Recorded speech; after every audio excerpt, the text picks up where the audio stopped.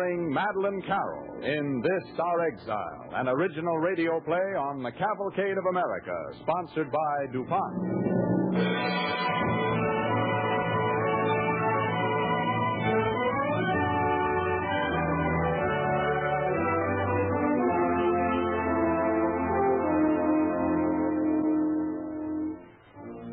The story of Exile has been with us since the beginning of time. Yet it is as pertinent today as it was 2,000 years ago, when millions were driven from their homes by the conquering Romans. Throughout the world today, people are being torn from their loved ones, children from their mothers, wives from their husbands. The little town of Lidice, Czechoslovakia, reminds us of these ravages of total war. This classic story of exile was suggested by Nathaniel Hawthorne to Henry Wadsworth Longfellow, who wrote the immortal poem, Evangeline. Our play tonight, written by Norman Roston, is inspired by that poem, in memory of that time and our own. DuPont, maker of better things for better living through chemistry, presents Madeline Carroll as Evangeline on the Cavalcade of America.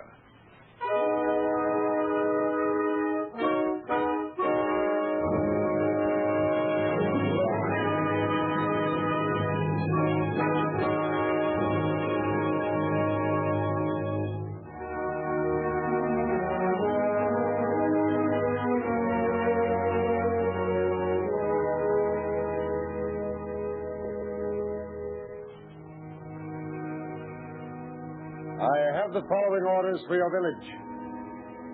It is decreed that the village be evacuated by all its inhabitants by nightfall. The men of the village will meet in a body at the north field past the church. The women will meet at the hearth. How long ago have I heard those words? Or have I really heard them? Or are they words I remember from a history I never lived?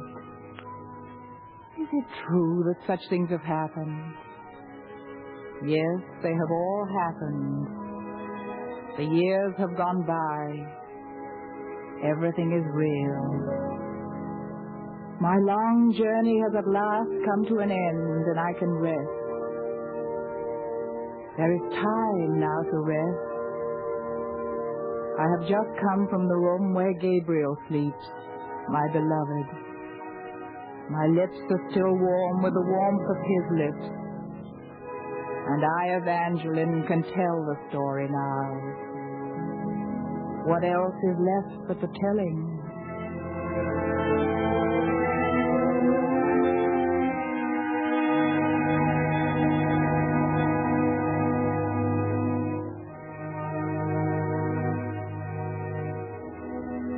This is the forest primeval. The murmuring pines and the hemlocks, bearded with moss, and in garments green indistinct in the twilight, stand like druids of old, with voices sad and prophetic.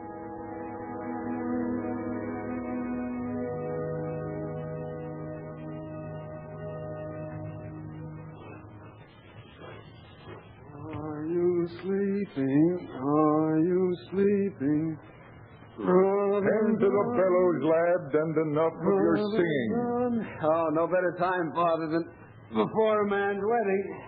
You're singing before and bewailing after. No, not with Evangeline. Oh, steady, boy, steady. You may be married tomorrow, but today you're shoeing horses. Well, the shoe's ready now. Out of the porch. Well. Hold it firm now. All right. Listen. Huh? The village bell. Those warships in the harbor. Oh, now, son, they've stopped only to take on provisions. I don't like the looks of it. They're riding at anchor for 2 days. That's time enough to load. Now, if you ask me... Gabriel! May I speak with you for a moment? It's Evangeline, Father. Excuse me. We've got this shoeing to finish, remember? Will you just tell the horse I won't be but a moment? Gabriel. Evangeline. I'd kiss you if my hands were cleaner. Lips do the kissing and not hands. Oh,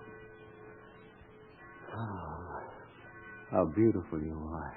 I have come to remind you, sir, to be prompt tonight at the house.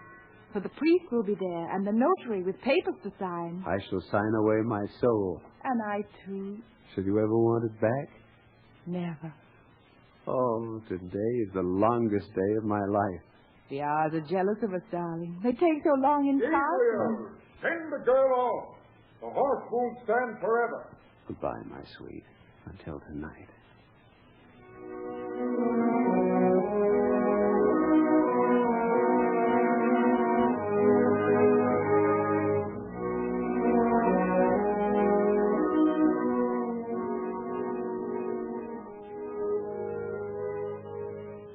Safer are we unarmed in the midst of our flocks and our cornfields.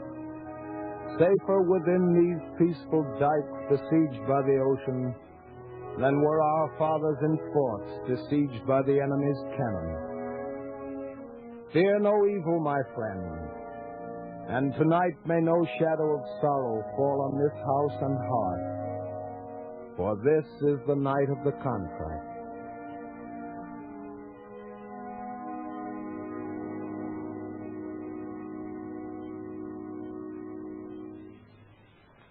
And now, Gabriel, you will sign here, beneath Evangeline's name. Oh, that looks easy enough. I'll try to unsign it, my lad, next week and see how easy it is. Do you recall, Basil, when our children were but learning to walk, how we pledged them to one another? Oh, yes. I was there too, Benedict. All the village remembers it. And weren't we consulted, Father? Yes. I asked you in front of Gabriel. I said, Evangeline, wilt thou take Gabriel 15 years hence? And what did she reply to that? She said not a word and struck you on the head with a spoon. Well, listen, huh? The village bells again. Why do they ring, Gabriel? What brings you here, Clement? And you, Hal? We came to find Basil, the blacksmith. We want the man who can make weapons. Weapons? What's happened? The warships in the harbor. They've turned their guns toward the town. The town? What are you saying? Some of them came ashore and posted handbills. We're to hear an edict tomorrow. If they've come for trouble, they shall find it. Aye, we got some men folk left. And plenty of pitchforks. Wait. Let us be calm. We've lived here in peace for generations. And there's nothing to harm us if we remain peaceful. We'd best see how some of the others feel about that. Ready, Harold? All right. Hold on. I'll be with you. We shall all go. 'Tis a matter for all of us. Now, in my judgment... Gabriel, don't go. I must. Things may happen tomorrow. Tomorrow is our day. It belongs to us alone. What if they say otherwise? Nothing will happen, darling. Nothing must happen. Oh, let me hold you close. Gabriel, who would be evil enough to steal it away from us? This one day in a century of days. At this very moment, morning is in preparation, gathering all its brightness for us. And we have nothing to fear, Gabriel. Nothing to fear.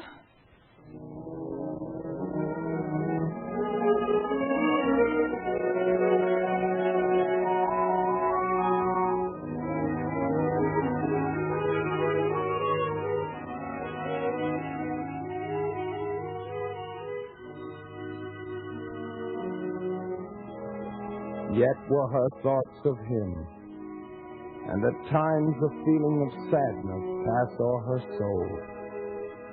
And as she gazed from the window, she saw serenely the moon pass forth from the folds of a cloud, and one star followed her footsteps, as out of Abraham's tent young Ishmael wandered with Hagar.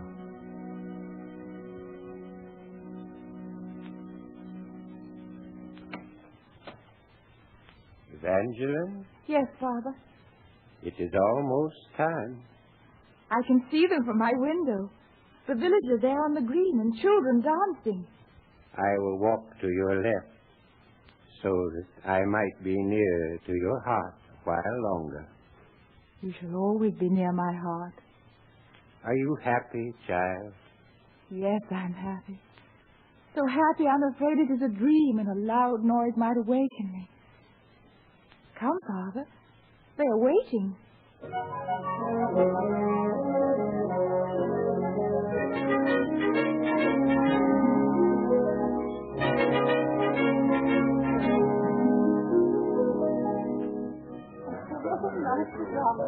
Evangeline, Gabriel, I've never seen you more lovely. everyone's staring. May I kiss you? You may. Evangeline, will you lead the dance for us? You and Gabriel both. Here on the green. Yes, nice fiddle, a pretty tune.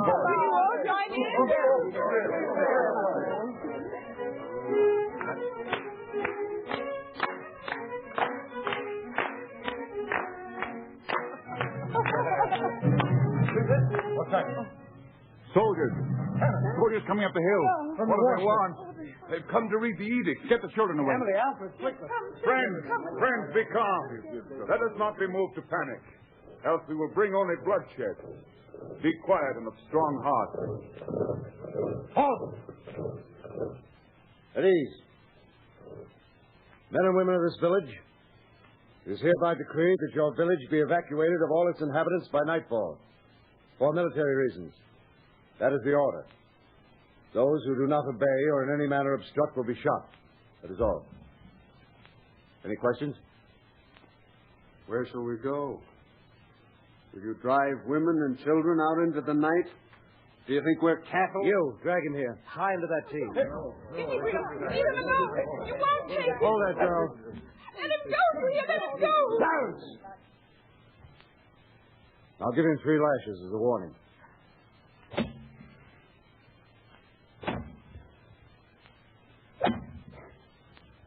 Any more questions?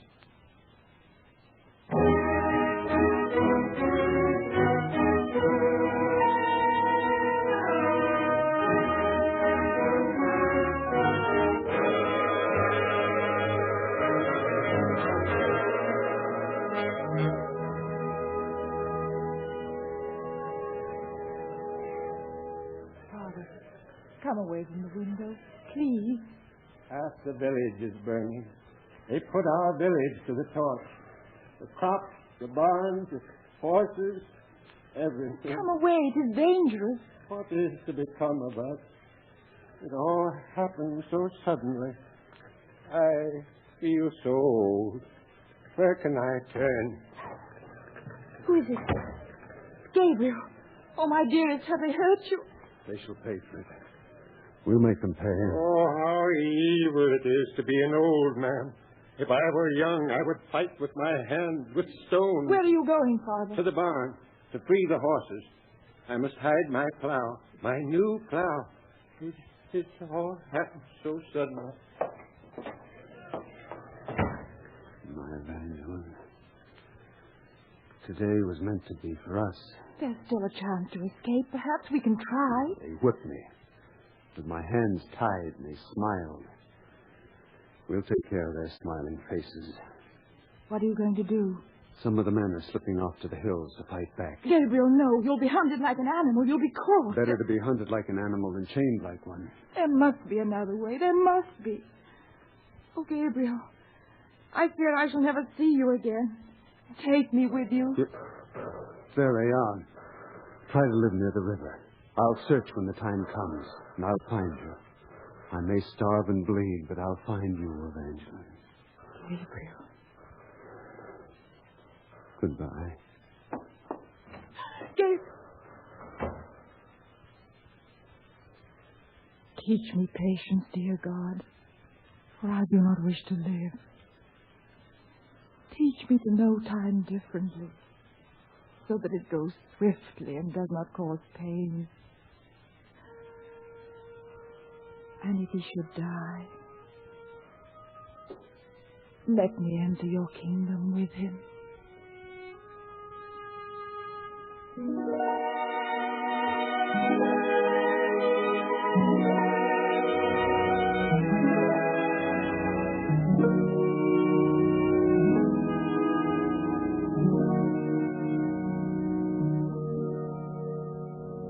You are listening to Madeline Carroll as Evangeline in an original radio play, This Our Exile, on the Cavalcade of America, sponsored by DuPont.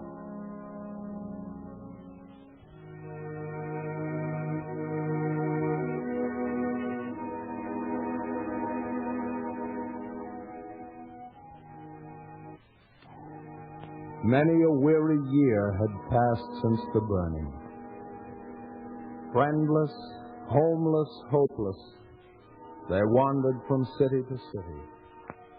From the bleak shores of the sea to the lands where the Father of waters seizes the hills in his hands and drags them down to the ocean. Friends they sought, and home, and many, despairing, heartbroken, asked of the earth but a grave.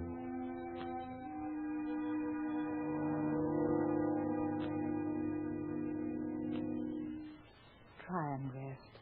It is nearly evening, and soon you will sleep. I am going to die. No, Father. Don't be frightened, child. I am too old a tree to take root in a new place. Anna, are you here? Yes, Benedict. Everything was burned. The crops, the barns, the horses. Evangeline, give me your hand. Rest, Father. Here. Let me fix your pillow. Tell Gabriel one day to return to the village and plow again. I have hidden a plow in the well. Let me look there. I'm Gabriel. Tell him. Father.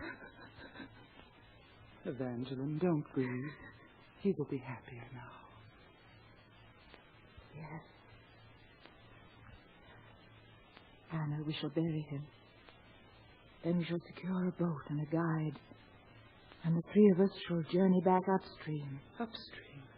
But that is dangerous. I must find Gabriel. I know that somewhere, perhaps this very moment, he is waiting for me in the hills near our village.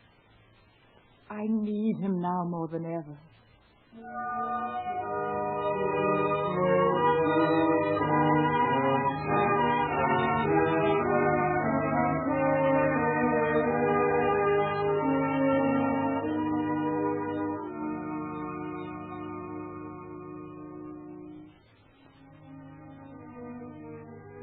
Gabriel it was who, weary with waiting, unhappy and restless, sought in the western wilds oblivion of self and of sorrow.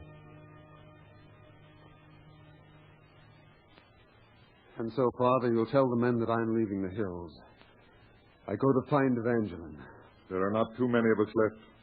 We shall need every man. Have I not fought well? Have I not lost blood in these hills? Well, answer. So have we all fought and bled. Yes. While we fight here, the enemy burns and loots in the south.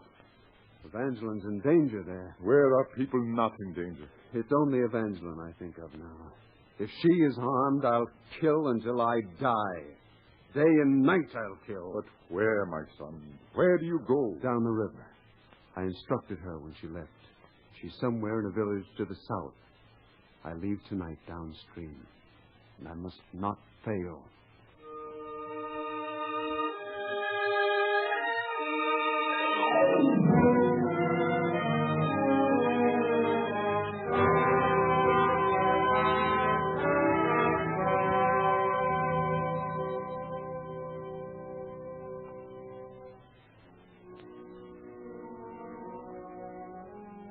Day after day they glided along the turbulent river.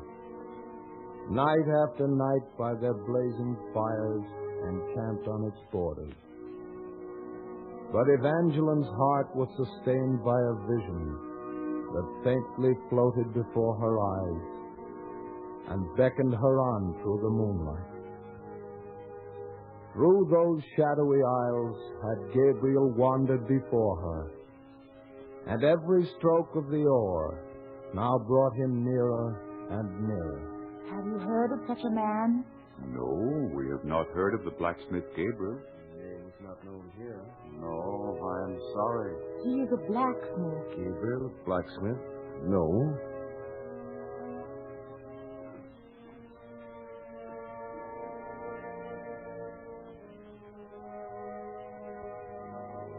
Multitudinous echoes awoke and died in the distance. Over the watery floor and beneath the reverberant branches. But not a voice replied. No answer came from the darkness. And when the echoes had ceased, like a sense of pain was the silence. It is a bad night with fog. We will stop here. How far have we traveled? About 20 miles. We will set up a stove with stones. Anna, wait. Did you hear anything? Out there on the river. Oh, it is a fisherman, perhaps, no more. Can you hear? There's someone calling out there. Anna, I feel he is close. Somewhere on the river nearby. No, Evangeline, it is nothing. You are tired at the end of the day. We'll rest. You need rest.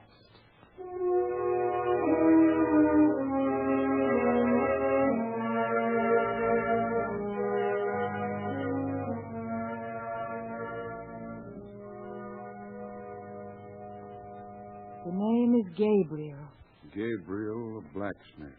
We have a new blacksmith in our village named Basil. Basil? Quickly, where does he live? You're in front of his house now. His shop is below. Oh, thank you, thank you. Yes? Who is it? Evangeline. Basil, where is he? Tell me. He's gone. Gone. A fortnight ago in search of you. But we'll go after him, child. He's gone downstream. Downstream? Yes. Then it was his voice I heard. Gabriel's voice so close. After all the numberless hours, to pass each other in the darkness.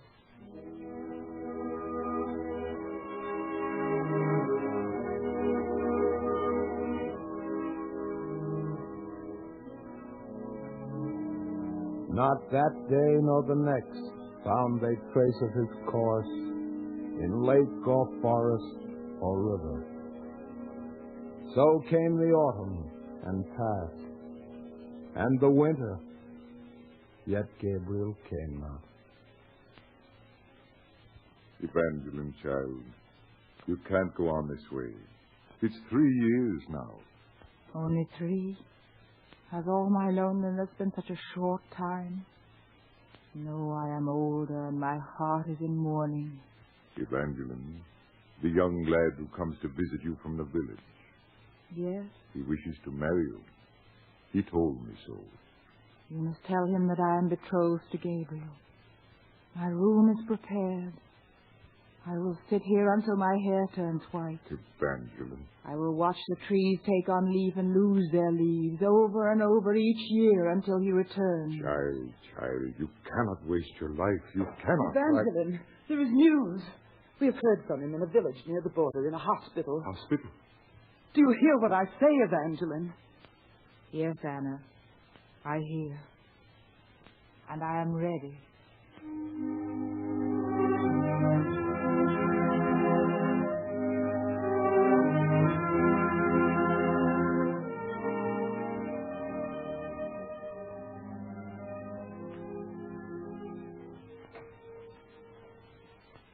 Gabriel. Who is it? My darling.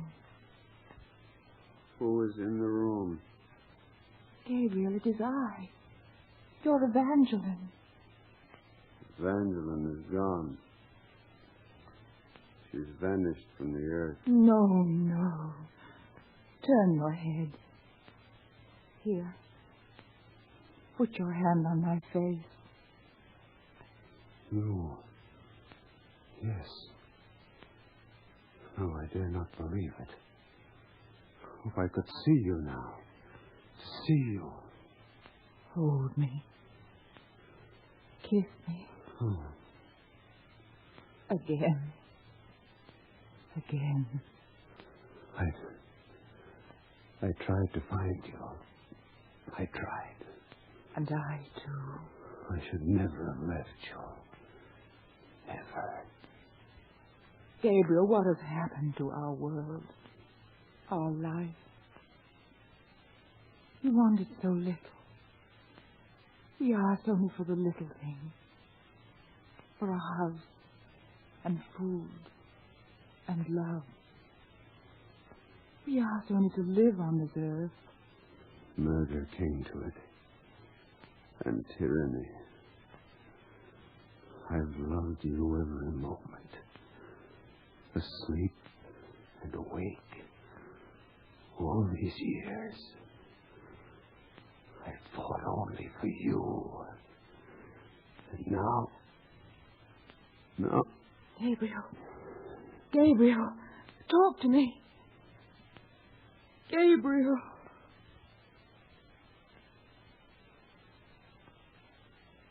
Sleep then. Sleep here in my arms. From darkness you go into darkness. And so my journey ends. In this room far from war.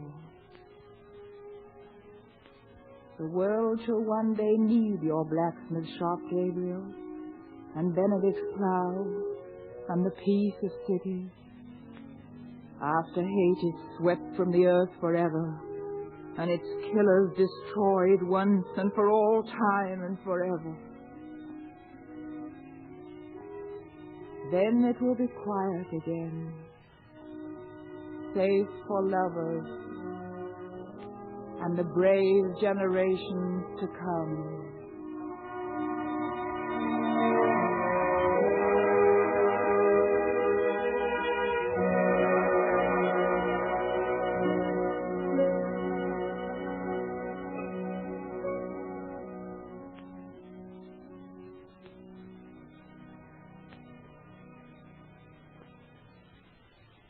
Thank you, Madeline Carroll.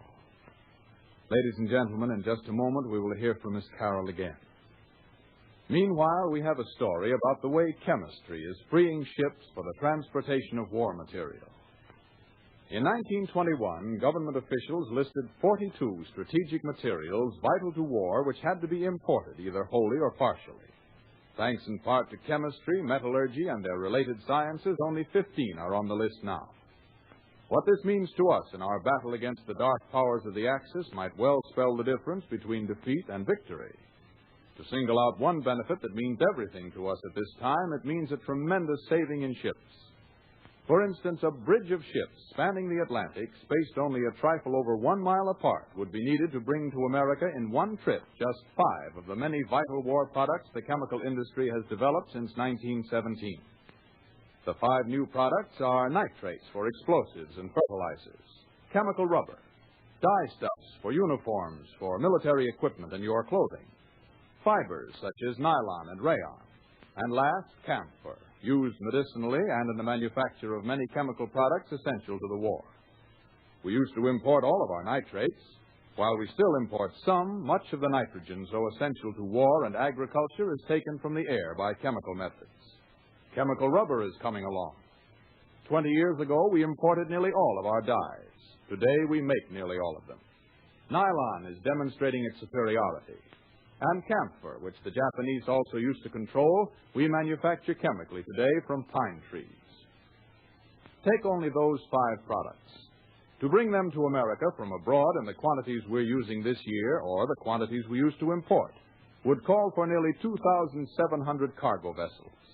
And the distance from New York to an Irish port is roughly 2,800 miles. So if you space ships a little more than a mile apart between the United States and Europe across the entire Atlantic, that's the number of cargo vessels chemistry has set free for other vital war uses. And vital as those ships are to the war effort, they're only the beginning of the story.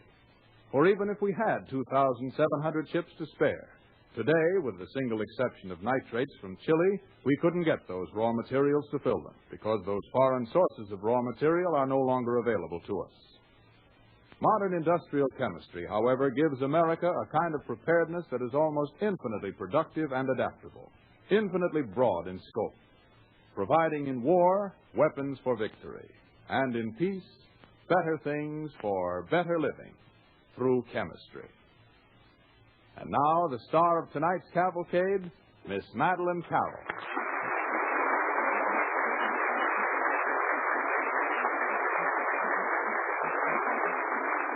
Thank you, ladies and gentlemen. It has been many years since Henry Wadsworth Longfellow wrote the poem Evangeline, which served as the inspiration for tonight's cavalcade. Yet it is a sad and bitter irony that it could be written about today. For today, as in no other time in history, more people are homeless and in exile than ever before.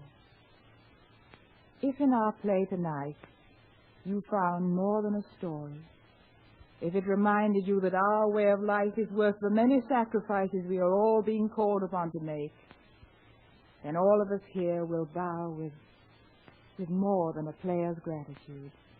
Thank you.